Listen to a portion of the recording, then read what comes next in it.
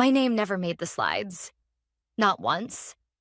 6 years building the quiet engine under the company's glitter, and every deck said R&D excellence like a memorial to a team that never had faces. It wasn't rage that hooked into me. It was the slow realization that I was being erased in real time, pixel by pixel, while everyone nodded along to buzzwords like they were oxygen. The day my boss, Aaron, laughed, "Dumbass, you should have read the fine print." While firing me on stage, people actually clapped. I didn't stand. I didn't cry. I asked the general counsel to read Clause 4B, and his face went the color of printer paper. We'll get there. But first, you have to understand how quiet theft sounds. It started with an invite that never arrived. Then 2. Then 5. Meetings I'd hosted for years were optimized to include impact stakeholders, which somehow meant everyone but me. My access to the investor dashboard timed out for the first time in years. "Must be a permissions glitch," Aaron said, flashing the smile of a man who thinks charisma is a job description. The same week, a new co-lead materialized. Nate, who once asked me if an API was like a USB for the internet. "You'll love working with him," Aaron said, patting Nate like a golden retriever who dragged in a dead bird. "He brings fresh energy." Fresh energy in our office meant brunch with Aaron and a brand new hoodie with the company logo in a disruptive font. In the first product sync, Nate called the anomaly router the error vacuum. Everyone laughed. I wrote the anomaly router. It kept entire hospitals from misclassifying critical spikes. No one asked me to explain it. There's a kind of power in being overlooked. You can hear the jokes no one edits. You can see the emails no one thinks you'll read.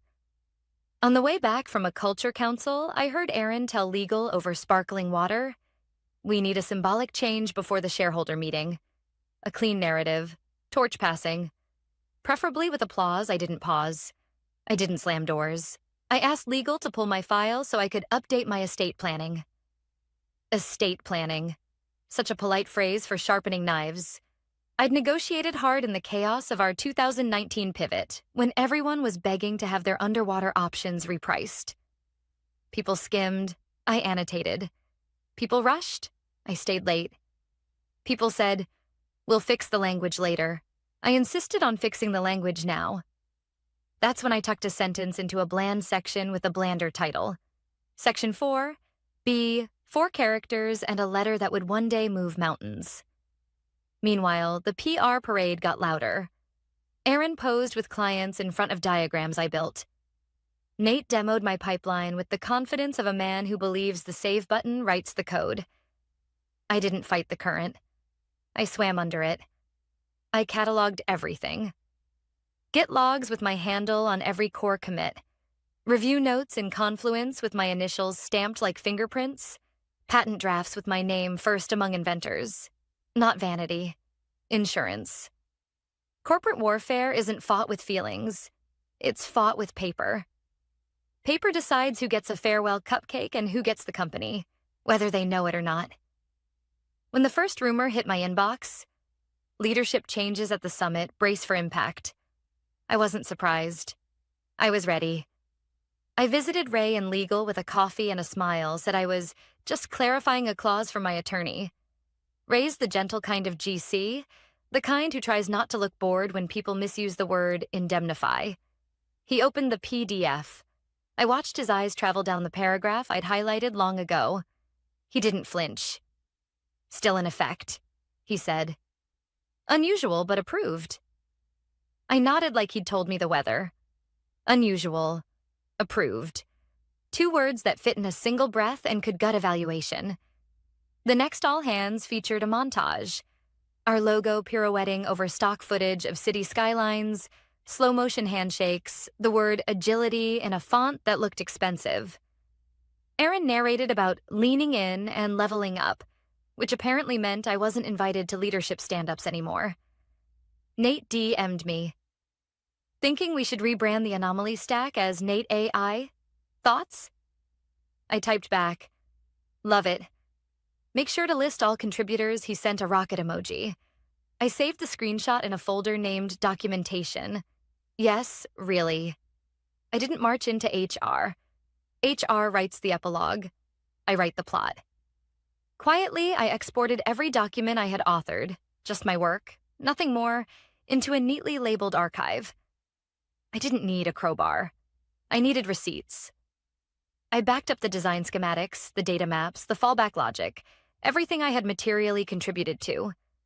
Every timestamp was a bead on a wire. That's when Aaron started practicing his smile in the reflective glass outside the boardroom.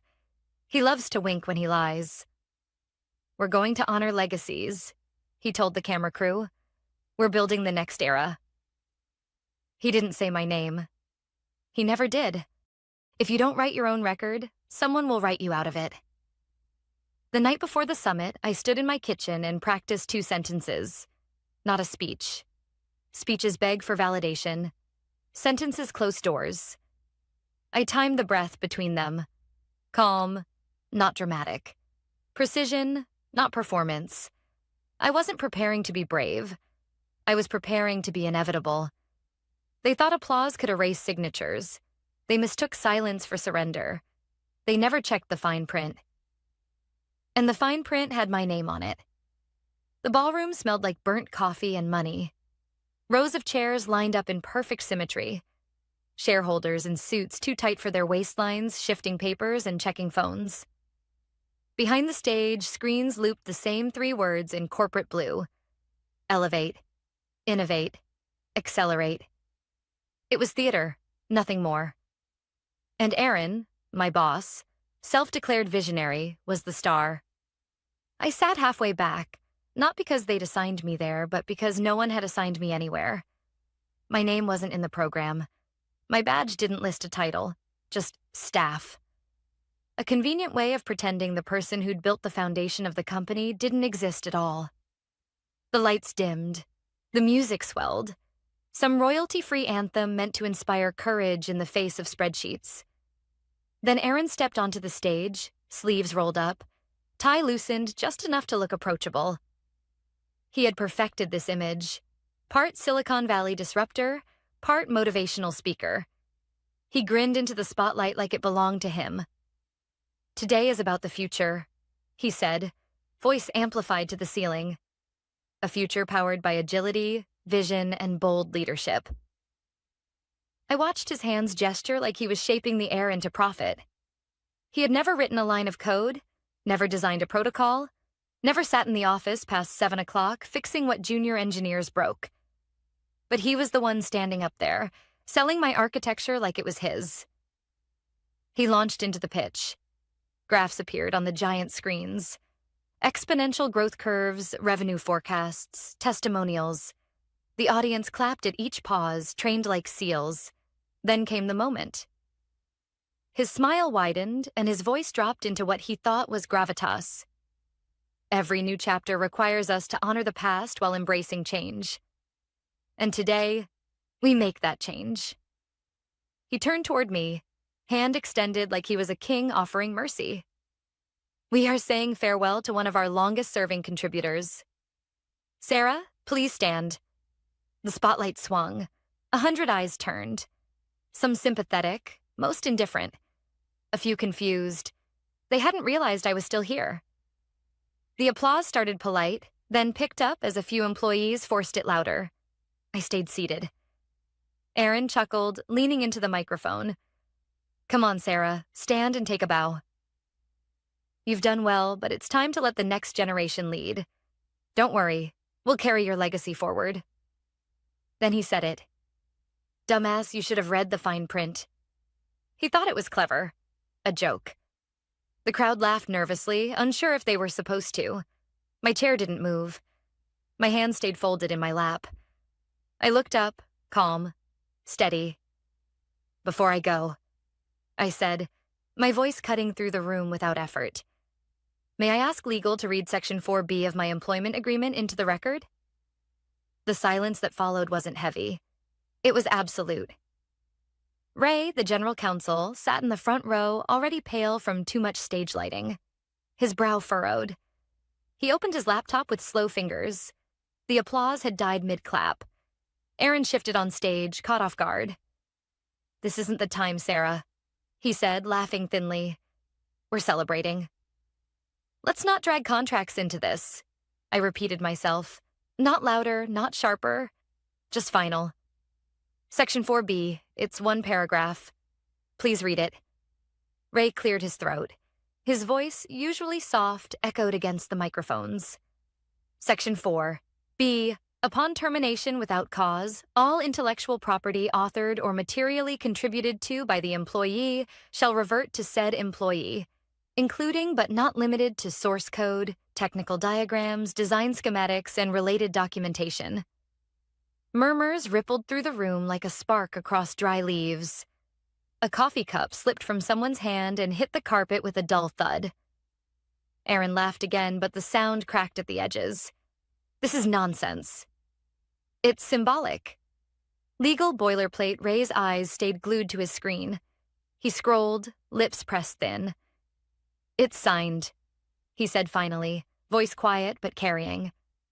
Countersigned. Effective. The shareholders shifted in their seats. Phones buzzed. A few whispered, "Is this enforceable?" I sat still. Aaron's face tightened, but he pressed forward. This company was built by a team. Not one person. We own this product. We own it. Ray shook his head slightly. The contracts don't reference ownership by committee. They reference authorship, and every record lists Sarah as principal architect. The room tilted. I could feel it. The sudden weight of realization pressing down on every shareholder, every investor. Years of valuations, projections, IPO talk, balanced on work they no longer owned. Aaron turned back to me, smile gone. We can negotiate. Recognition, equity, whatever you want. Let's be reasonable. I met his eyes. Steady. You fired me. Without cause. On stage. It's absolute. That word landed heavier than any shout could have. The screens behind him flickered. The system dashboard glitched, red text flashing across what had been a clean performance metric slide. Someone near the front gasped. A tech lead pulled out his laptop, fingers trembling as he typed. Victor, the CTO, muttered under his breath, "We've lost back-end access."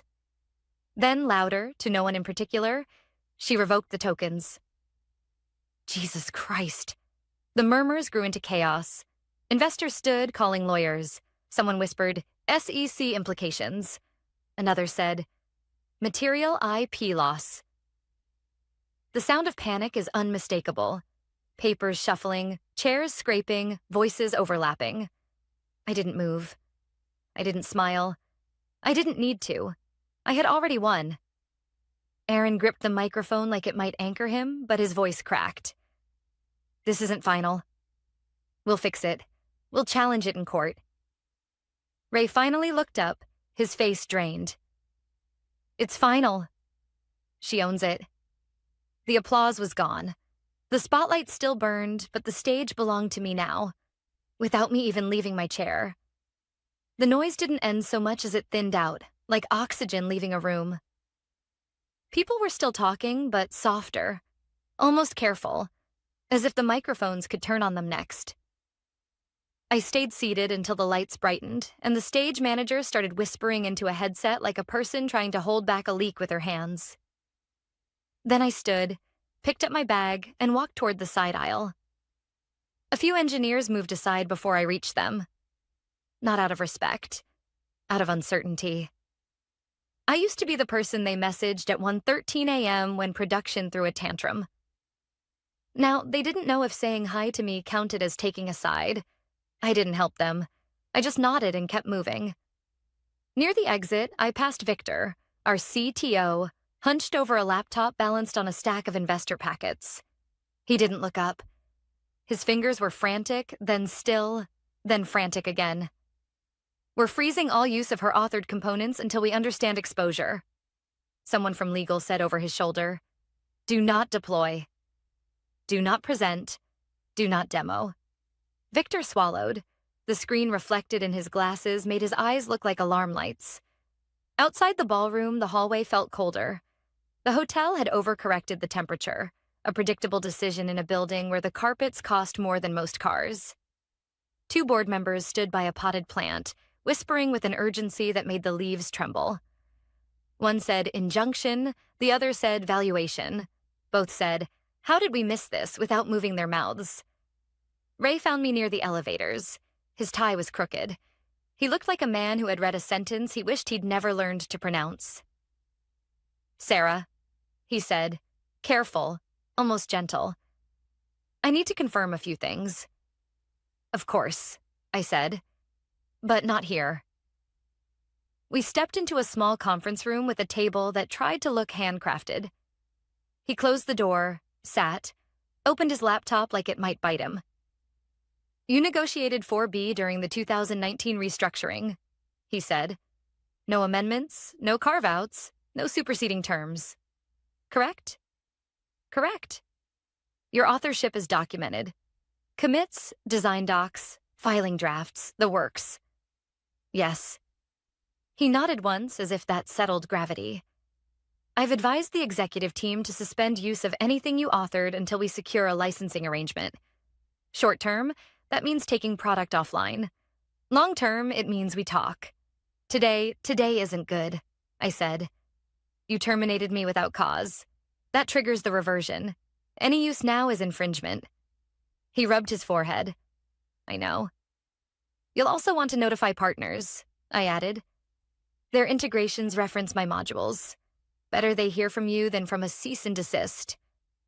He winced, then typed something into an email draft with the kind of focus people reserve for diffusing bombs. When he looked up, his expression had shifted from strained to almost grateful. "Thank you for not gloating." "I'm not here for theater," I said. "I'm here for accuracy."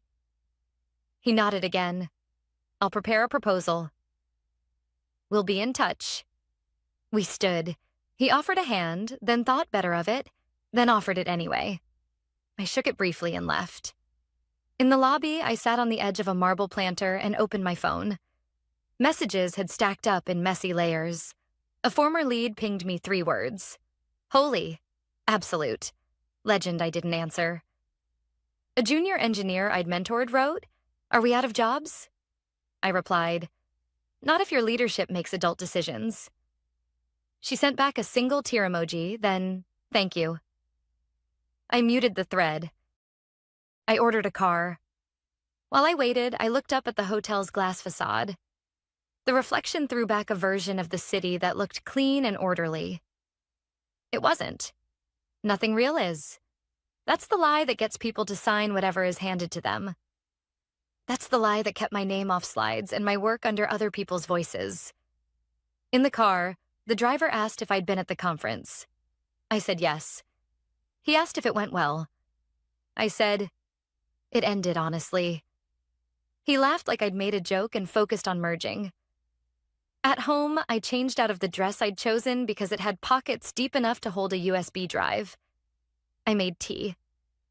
I sat at my kitchen table and opened my laptop, the personal one, the one with the sticker that says "Document Everything." The folder I'd built over the last year sat exactly where I left it.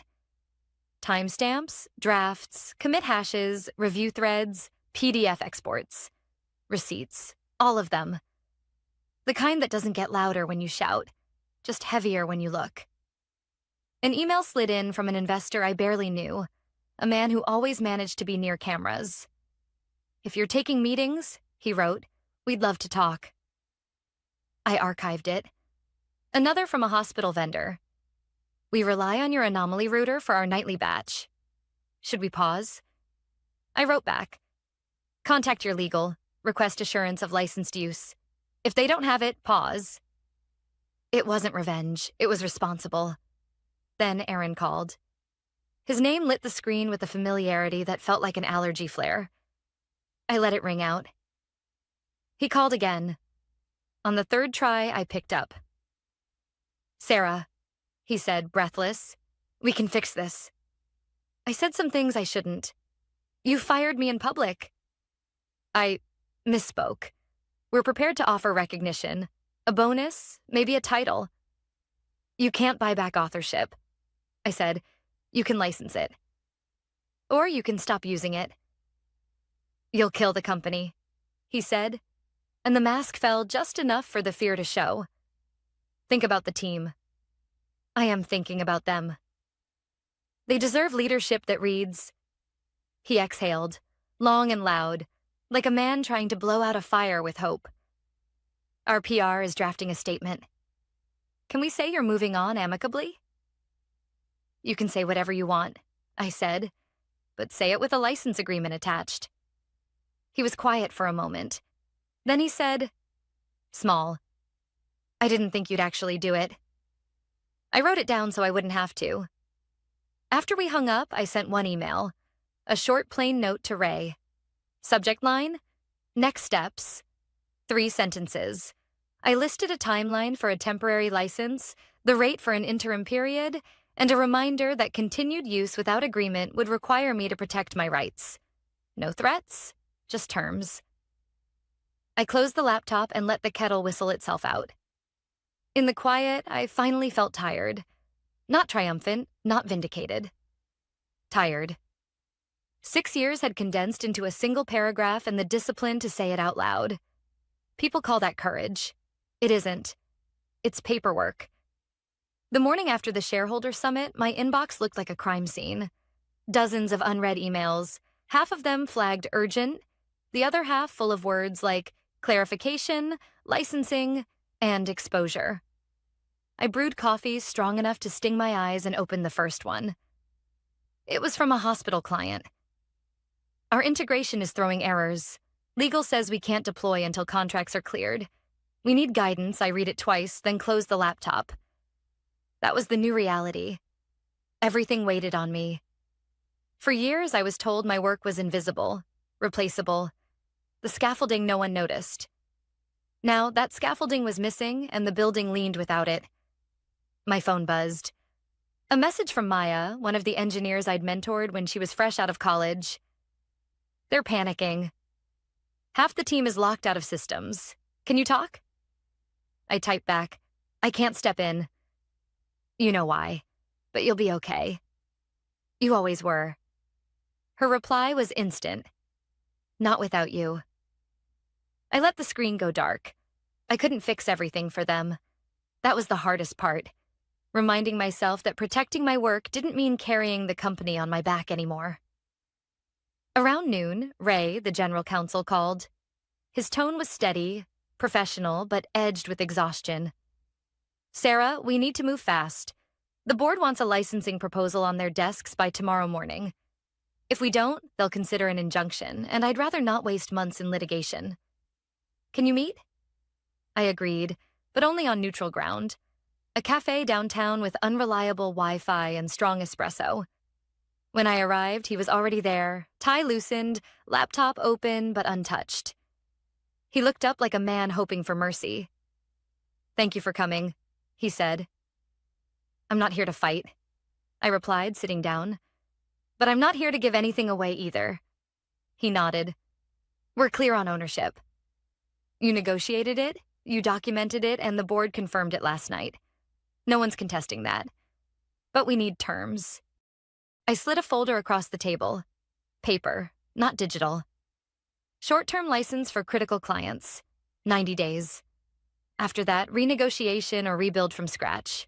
Rates are here. He flipped through the pages, lips tightening as he read. These numbers are high. They're market, I said. Maybe higher than you're used to paying internally, but you don't own it internally anymore. You're a client now. His hand stilled on the folder. He didn't argue. He just closed it slowly and said, I'll take this to the board. We drank our coffee in silence after that. When I left, I felt something I hadn't in years. Air that actually reached my lungs. That evening, Aaron called again. I let it go to voicemail. His message was longer this time, almost rambling. He talked about legacy, about how much he'd valued my contributions, how things had gotten miscommunicated. Then his voice dropped, low and sharp. Don't ruin us, Sarah. Think about the people depending on this company. I replayed that line twice. Don't ruin us. As if I had swung the axe. as if I hadn't spent 6 years building the tree while he carved his initials into it. I opened my laptop and scrolled through the documentation again. Not because I doubted myself, but because I needed to feel the weight of it. Git logs with my initials on every commit. Patent drafts with my name listed first. Architecture diagrams signed and dated. Pages and pages of revision notes in my handwriting. It was overwhelming, almost too much. But it was mine. Every line a fingerprint.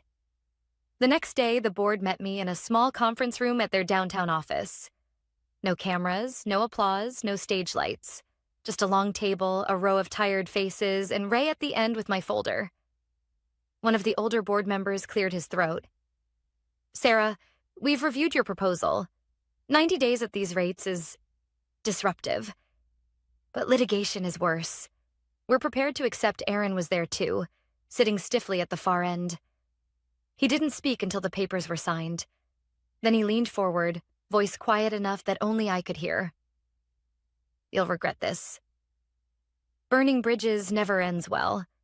I looked at him, steady. I didn't burn it, Aaron. You set the match. I just made sure it landed where it belonged. For once, he had no reply. That night, I walked home instead of taking a car. The city lights were sharp, the air brisk. Every step felt like a chapter turning, not because I had destroyed something, but because I had protected what was already mine. People think revenge feels like fireworks. It doesn't. It feels like paperwork signed in silence. It feels like leaving a room knowing the record finally matches the truth. And for the first time in years, I slept without dreaming about being erased. 90 days looks long on paper and short in real life. Day one after the license, the company issued a statement with soft words and hard omissions. Transition, strategic clarity, mutual respect. My name appeared once, spelled correctly, followed by former. That was new. Accuracy in public, at least for a sentence. The money hit my account the next morning. First installment for the temporary license. Clean, clinical, and exactly on time. Ray sent a brief confirmation and a list of dates for joint reviews. We would meet weekly to validate the scope of what they could legally touch, what they had to quarantine, and what they needed to rebuild. The calls were quiet. No one tried to charm their way out of language anymore. We talked in definitions and changelogs. It suited me.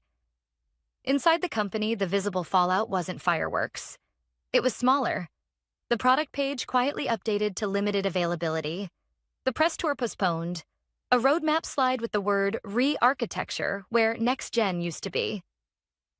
I heard through Maya that Aaron had stepped back from day-to-day operations to focus on vision, which is what companies say when the board asks someone to stop touching the controls.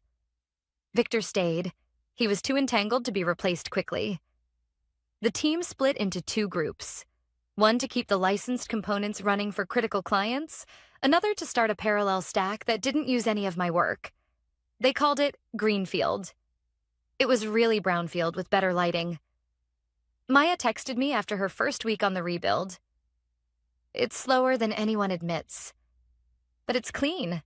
We're documenting from day one I sent a thumbs up and nothing else. She didn't need me to narrate her competence. She'd always had it. I met with 3 companies that month. Not because I needed a job. The license gave me space. But there's a difference between leaving and landing. The first 2 slid glossy slides across tables and described cultures that sounded suspiciously like mine had on its best day. I passed on both.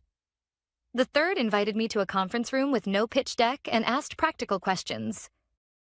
How do you structure code ownership to survive reorgs? What does healthy authorship credit look like? What would you refuse to compromise? I liked that last one. I answered carefully. They listened without blinking. I didn't say yes that day, but I stopped looking. Week 5, a hospital CIO asked to speak with me directly. Their overnight batch had stabilized under the license, but they were nervous about the next quarter. Is it safe to keep building on this? He asked. Honest, plain. I told him the truth. Safe for now if they follow the agreement. Safer long-term if they migrate to a stack their leadership understands. He sighed. That's what I thought. He thanked me for answering without selling him anything. Aaron called once more, mid-license. He didn't leave a message. I didn't call back. There are some conversations that only exist to reopen doors you've already closed. A week later, HR sent a form asking for my preferred wording on an exit announcement. I replied with one sentence. Sarah served as principal architect for the enterprise platform from 2018 to 2024. They published it as written. Another small correction to the record. At home, my life got quieter in ways I didn't expect. No more 11:37 p.m. Quick questions? No more waking up to 12 Slack pings and an apology. I started running in the mornings. The park smelled like wet grass and leaf mold and not at all like a server room. I found myself thinking in terms of architecture less and time more. It didn't make me sentimental. It just gave me space to put things where they belonged. On the final week of the license, Ray and I met in person. No entourage. Just two people who had both spent a year living inside one paragraph and were finally stepping out of it. We're going to extend the license for 30 days, he said, handing me a light packet. The rebuild is real but not ready. We'd prefer not to rush cutovers for the hospitals. I read the terms. Fair, narrow, specific. 30 days, I said, tapping the date. No more. He nodded. No more.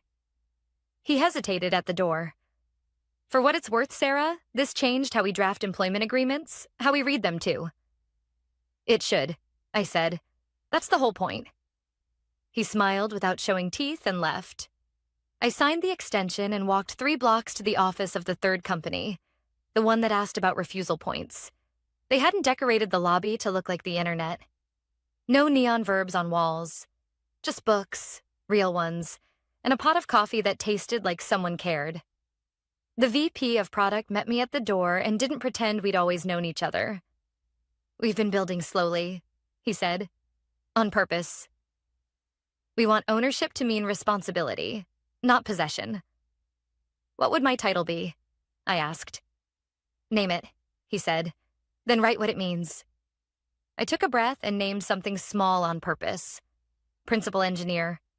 No chiefs, no global, no anything you can't print on a card without rolling your eyes. He nodded like I'd passed a test he hoped I'd pass. We talked about process, authorship, credit, and what to do when people forget what those words mean. I didn't say yes in the room. I waited until I was outside in the clean air, then emailed 3 words. I'm coming Monday.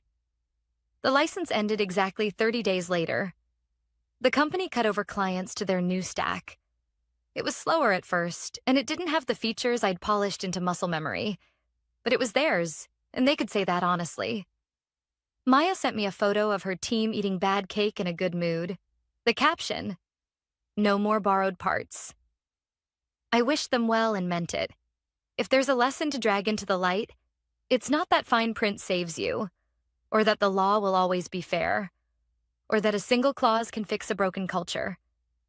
It won't. The lesson is simpler and harder. Put your name on your work, read what you sign, and keep your proof. People will call that combative. It isn't. It's maintenance. It's the boundary that lets you build without being erased. When people ask me what revenge felt like, I tell them it never did. What I felt was relief. The quiet kind that arrives when the record finally matches the truth. The applause ended. The paperwork stayed. And I kept walking.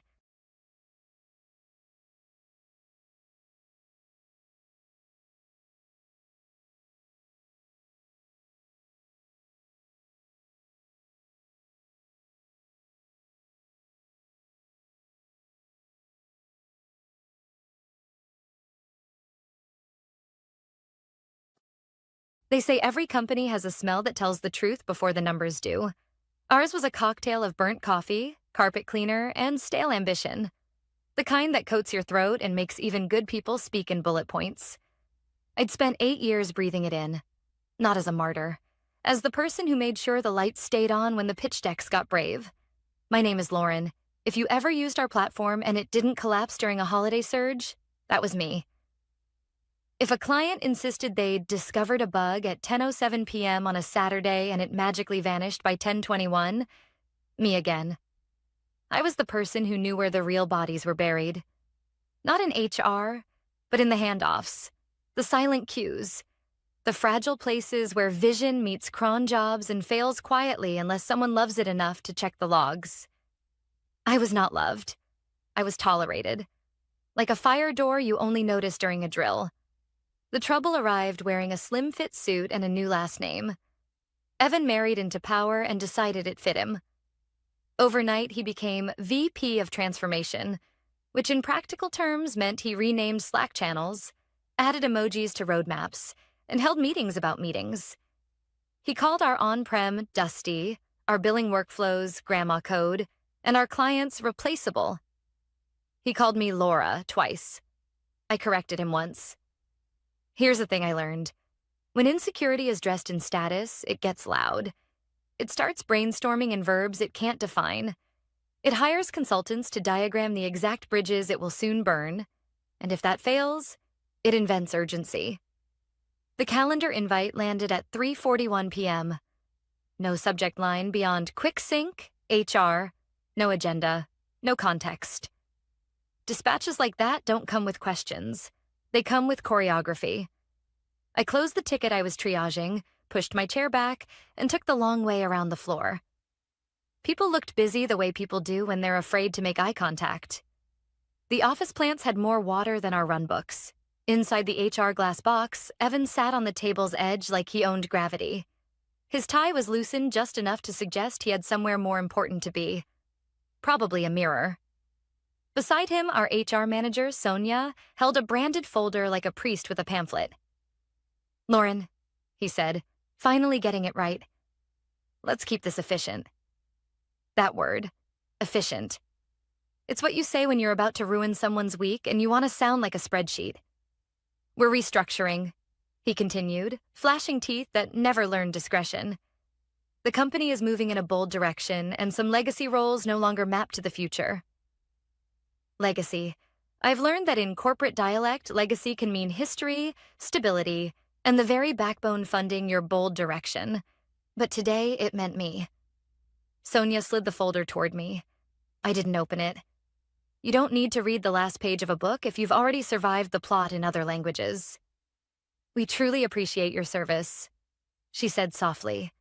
Service. Like I'd been bussing tables, not preventing a catastrophic double charge rollout by writing a guardrail at 2 a.m. and emailing a thank you to a junior dev who spotted the edge case I missed. I let the silence expand until it became a room we all had to sit inside. Evan broke first, tapping his watch. "If you could hand in your badge, laptop, and—" "Evan."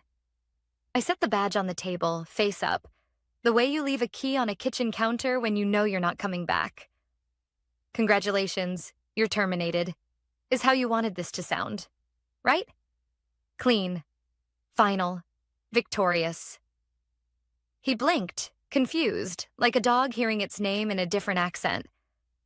"I'm not here to break anything," I said evenly.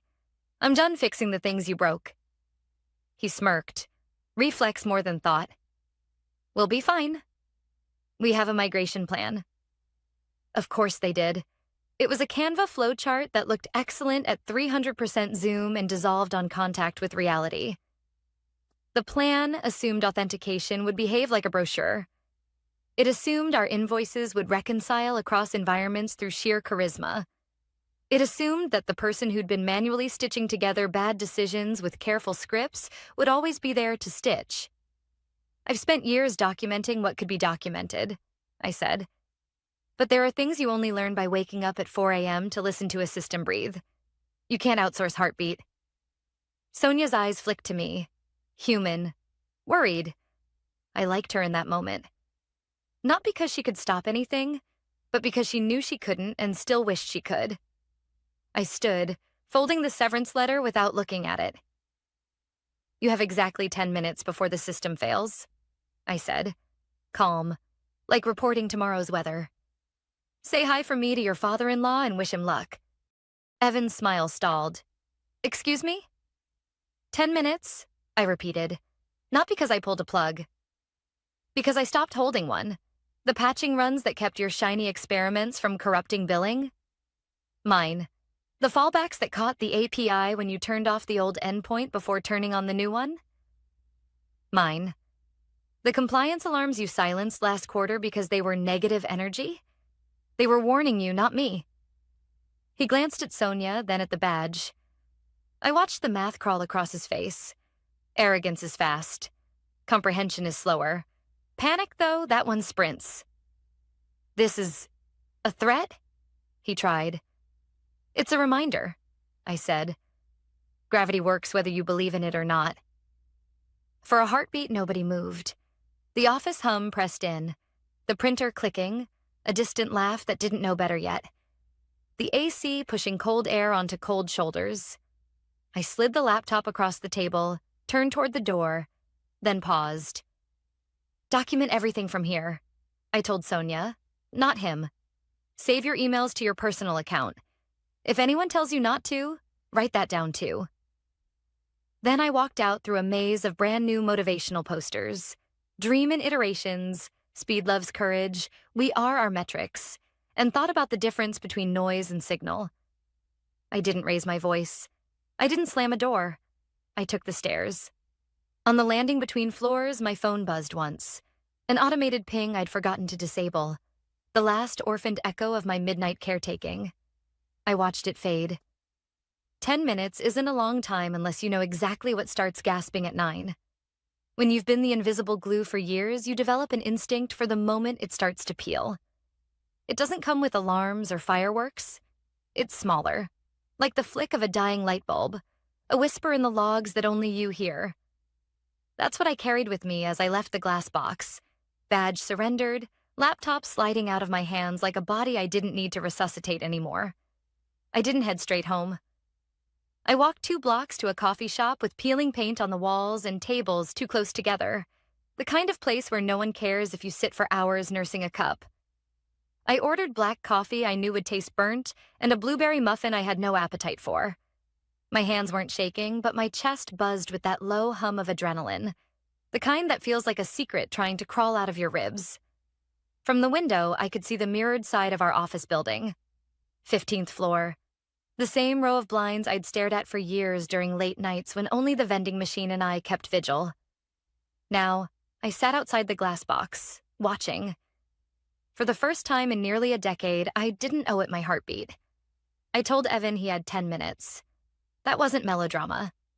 10 minutes is how long it takes for one of my scripts. My scripts, not the company's. To realize it no longer has the permissions it needs. At first, nothing happens. The dashboards stay green, the graphs look steady. People keep sipping their overpriced smoothies, believing they're in control. But then the edges fray. A client invoice doesn't reconcile. A request times out. A queue overflows and the monitor blinks a warning that looks minor until it isn't. Most of the staff can't tell the difference between an error and a hiccup, but hiccups become coughing fits if no one knows how to clear a throat. I sipped my coffee and let the bitterness anchor me. The thought crossed my mind.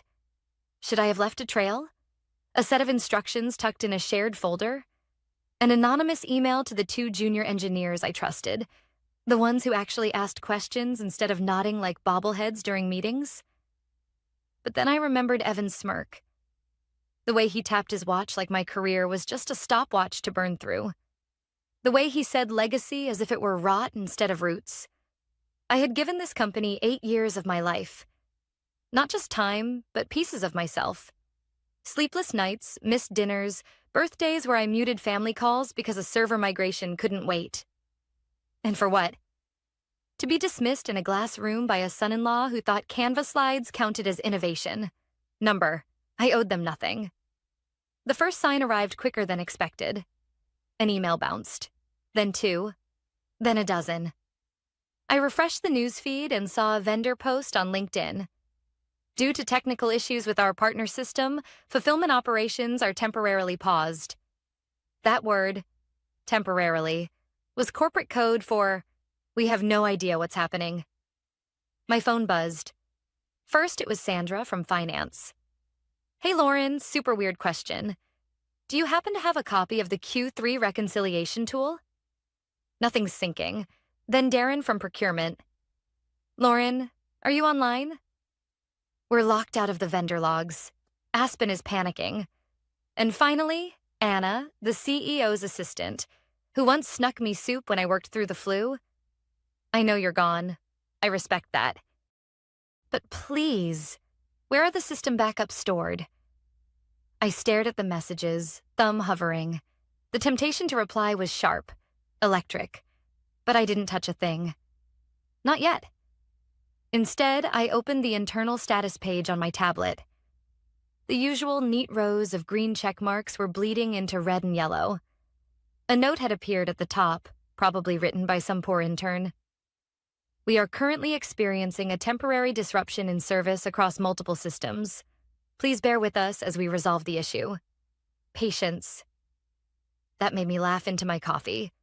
Patience is what you ask for when you've ignored every warning sign until the dam breaks. In the group chat where the old infrastructure team still lurked, people started chiming in. Alex. Told you it would unravel without her. Mira. I give it a day before the board wakes up. Carlos. $10 as Evan blames her on the way out. Then, to my surprise, a new name appeared. Evan himself. Hey team, let's keep the energy positive. We're all in this together. Sparkles emoji. Hashtag solutions not blame. It took everything in me not to spit out my coffee from laughing.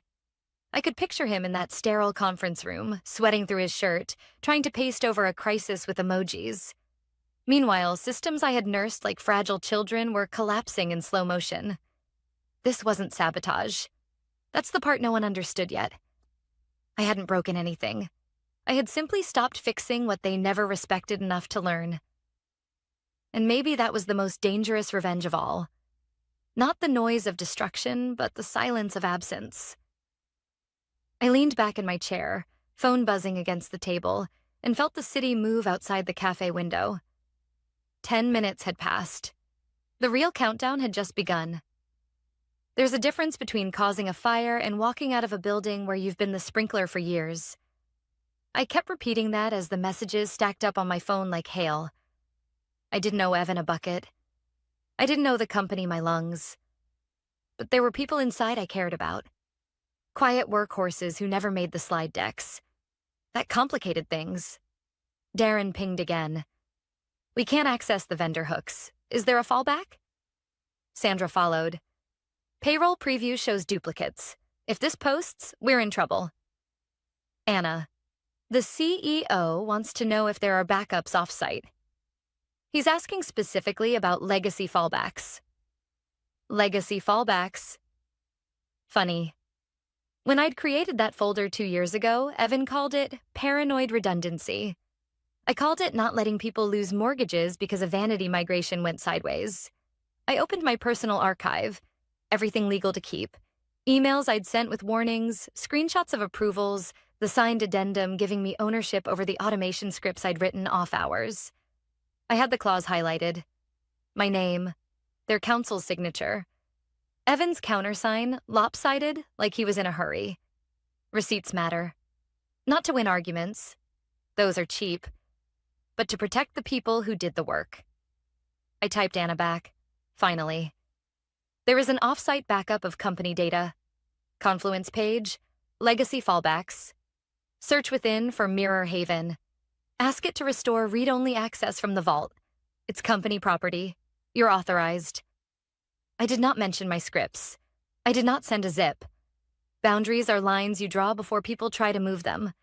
Within minutes, the status page showed a trickle of yellow bleeding back to green around the backup nodes. The invoices were still failing, but finance wouldn't bleed out today. A small, mean part of me wanted to let the entire machine seize. The bigger part wanted good people to get paid. My old team chat lit up. Alex. She's not going to let payroll crash. Told you she has a spine and a heart. Mira. Board rumor, emergency meeting at 5. Evan pacing like a treadmill. Carlos. Vendor just posted again. Service degraded due to client-side authentication issue. Translation. They broke it. I stared at the mirrored windows across the street. For years, I imagined what it would feel like to not be needed. Turns out it feels like standing on a shore watching a tide you used to control. You know exactly which rock will be uncovered next. That's the grief and the gift of competence. Prediction. Sandra called. I almost let it ring out. Then I picked up. Lauren, I'm so sorry, she blurted. I didn't know they were... She exhaled. Look, I'll keep this short. If the duplicate payroll hits, we are in breach with 3 lenders. Do I pause the run? Pause, I said. Tell legal you did it under the emergency stop clause. It's in the runbook. Page 3, I don't have the runbook. Check the Confluence page, quarter-end guardrails. Search stopgap. It's read only, but the steps are plain English. She went quiet, then soft. Thank you. When we hung up, I expected to feel smug. I didn't. Relief came in strange shapes, less like triumph and more like sitting down after standing too long. My email chimed. A message from HR, exit interview optional. Please return any personal items. Attached was a PDF that included a line about cooperation during transition. I laughed. Transition implies a bridge. Evan had bulldozed the bridge, framed it as efficiency, and now wanted to borrow my planks. Another ping. LinkedIn. A thread from our largest logistics client, polite on the surface and furious underneath. We have suspended integrations until stability is confirmed. Our patience has limits. The comments were a slow leak of reputational damage. You can mop a floor after a spill. You can't undo the stain if no one closes the valve. My phone rang again. Unknown number. I let it go. Then a text. Lauren, it's Sonia. Please answer. I picked up. Her voice was low. I won't keep you. I recorded the meeting. Ours. I didn't plan to, but something in me said to hit the button. Okay. If things get ugly, you should know. Evan said the word age before you walked in. He asked if we had risk on legacy staff cluttering the culture. I told him to stop. I wrote it down. I closed my eyes. Discrimination's an ugly word lawyers spell with dollars. I didn't want to fight, but I wasn't going to run from one either. Thank you, I said. Protect yourself. Email the notes to your personal account, then print them and put a copy at your mother's house. She gave a tiny laugh that sounded like a person choosing courage. He's going to blame you. He's already trying, I know. Are you okay? I looked at my cooling coffee, the muffin with one bite missing, the window I'd stared through instead of at. Ask me tomorrow. We hung up. I breathed. Across the street, a man in a suit hustled out the revolving door. Evan. He was talking too fast to a smaller man I recognized as the COO, hands slicing the air like he could carve an outcome he liked. They stopped, mid-argument, both phones lighting up. The COO's face shifted.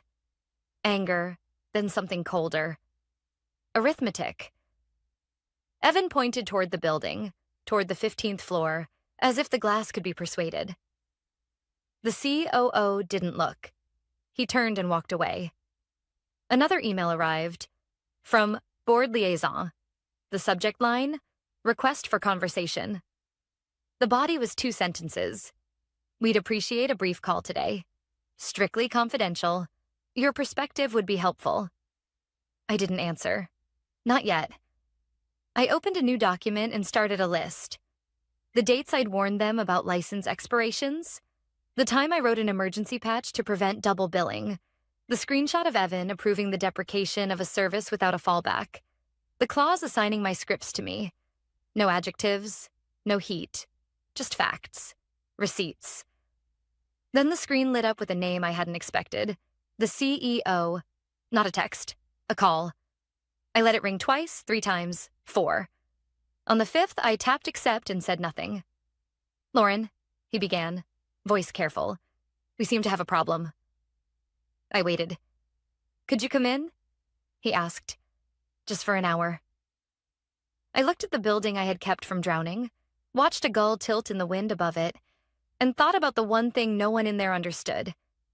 Help isn't something you demand after you've called it obsolete.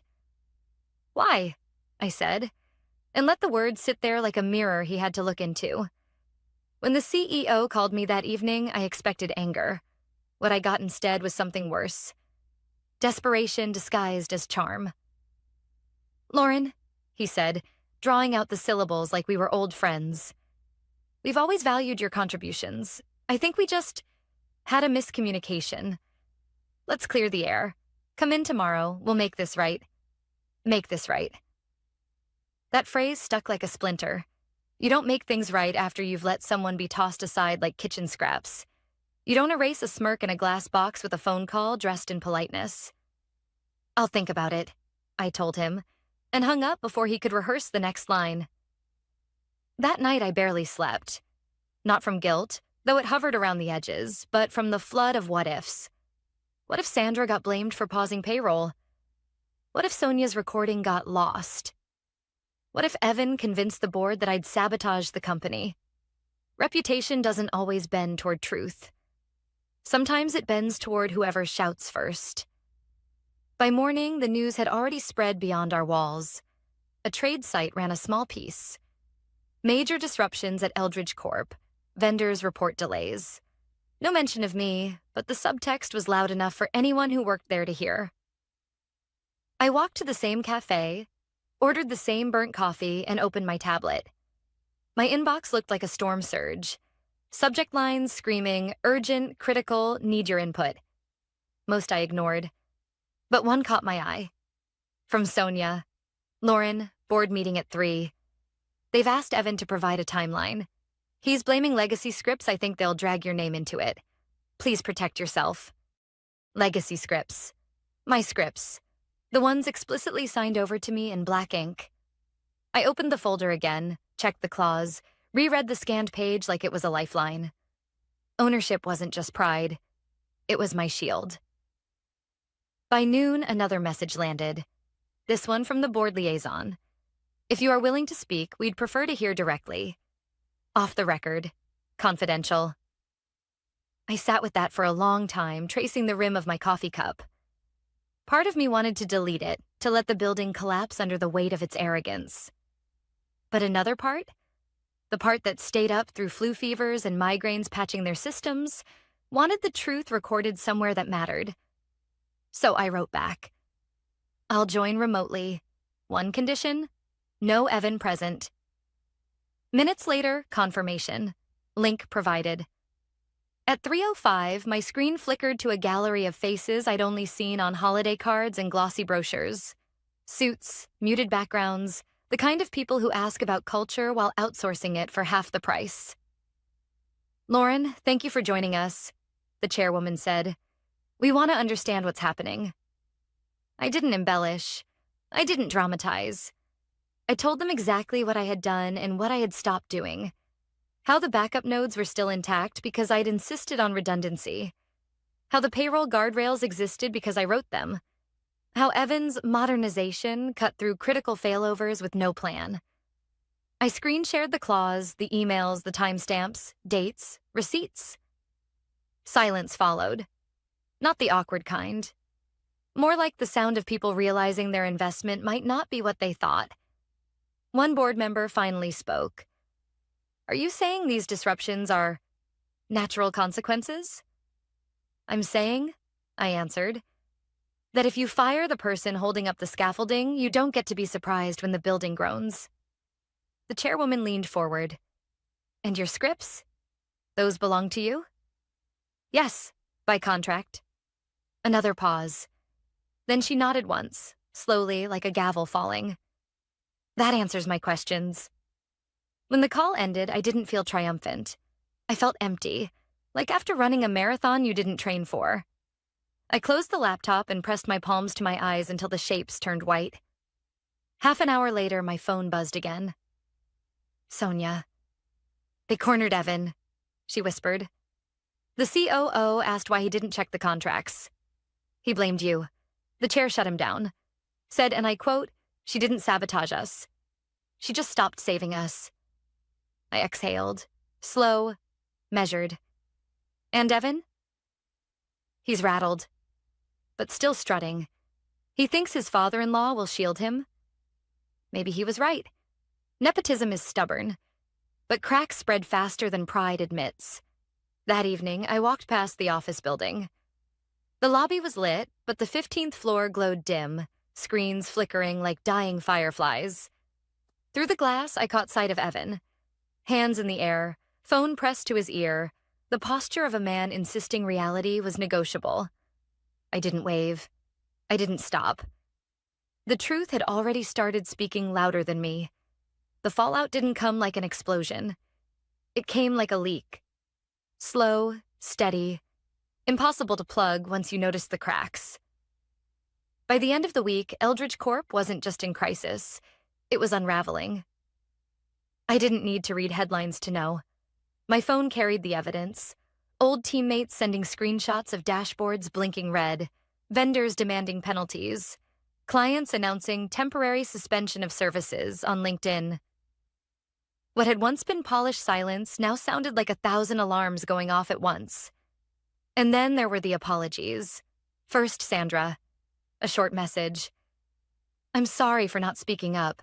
You carried us. I see it now." Then Darren. "You were right about everything. If you ever consult, I'll fight to bring you in." Even Anna, the CEO's assistant. I wish I'd had the courage to say something sooner. "Thank you for everything you did for us." I read them one by one and let them sit. Forgiveness wasn't mine to give. Not yet. Evan, of course, reached out too. His tone swung like a pendulum. First, smug. "We'll fix this without you." Then pleading, "Just a quick call, please. I'll pay you personally." And finally, desperate. "If you don't help, my marriage is on the line." I didn't respond. Some doors don't need slamming. They need to stay open just enough for the person inside to realize no one's walking back through. By Friday afternoon, Sonia called again. Her voice was steady, almost relieved. "He's suspended," she said. "Administrative leave pending review."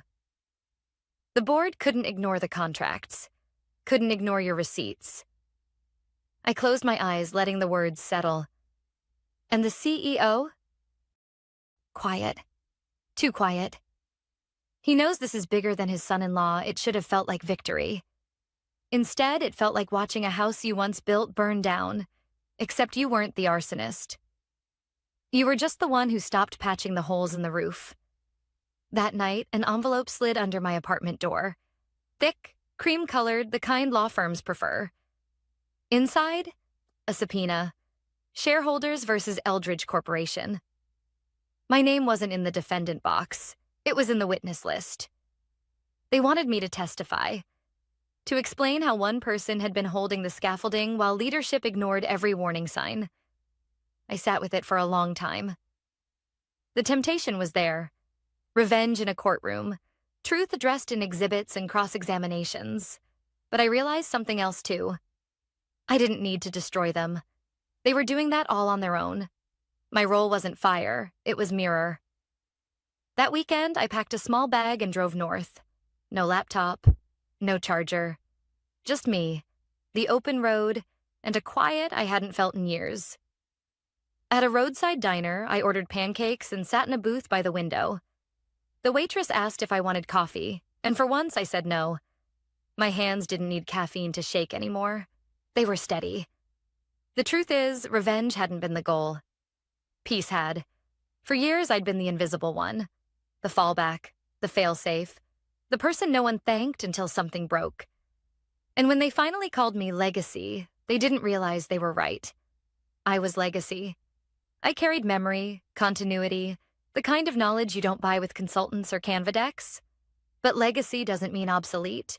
It means foundation. As I drove back into the city on Sunday evening, my inbox lit up again. Among the noise, one message stood out.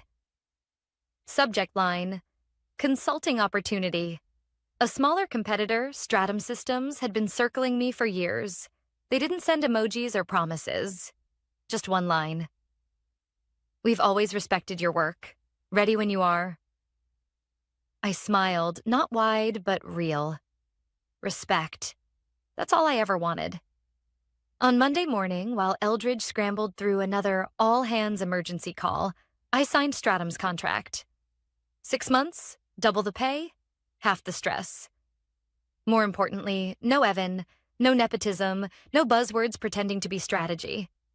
Just real work, done by people who cared about doing it right. That afternoon, I walked past the old office one last time.